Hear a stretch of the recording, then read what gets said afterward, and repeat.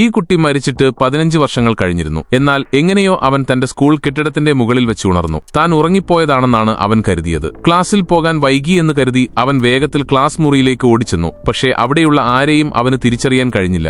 ആ നിമിഷം അധ്യാപകൻ ഉള്ളിലേക്ക് വരികയും 13 വർഷം മുമ്പ് നിർത്തലാക്കിയ പഴയ യൂണിഫോം ധരിച്ച അവനെ കണ്ട് ഞെട്ടിപ്പോവുകയും ചെയ്തു. ക്ലാസ് മുറിയിൽ നിന്ന് ഇറങ്ങിപ്പോവാൻ അവനോട് പറഞ്ഞു. എന്നാൽ അവിടെ തന്റെ അടുത്ത സുഹൃത്ത് സ്കൂളിലെ തൂപ്പുകാരനായി ജോലി ചെയ്യുന്നത് അവൻ കണ്ടു. ആ തൂപ്പുകാരൻ അവനെ നോക്കുകയും അവന്റെ നെയിം ടാഗ് കാണുകയും ചെയ്ത നിമിഷം അയാൾ ഞെട്ടിത്തരിച്ച് അവിടെ തന്നെ ബോധരഹിതനായി വീണു. അവൻ പുറത്തേക്ക് ഓടുമ്പോൾ സ്കൂൾ ബോർഡിലെ തീയതി 2002 പകരം 2017 എന്ന് രേഖപ്പെടുത്തിയത് അവൻ കണ്ടു. പെട്ടെന്ന് അവൻ തന്റെ കുടുംബത്തെക്കുറിച്ച് ഓർക്കുകയും വീട്ടിലേക്ക് ഓടുകയും ചെയ്തു. പക്ഷേ വാതിൽ തുറന്നപ്പോൾ അവിടെ ആരുമുണ്ടായിരുന്നില്ല.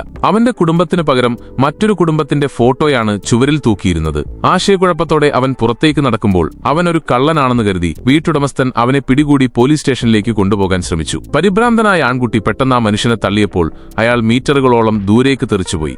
എങ്ങനെയോ അവന് അമാനുഷിക ശക്തികൾ ലഭിച്ചിരിക്കുന്നു. സബ്സ്ക്രൈബ് ചെയ്താൽ നാളെ കാണാം.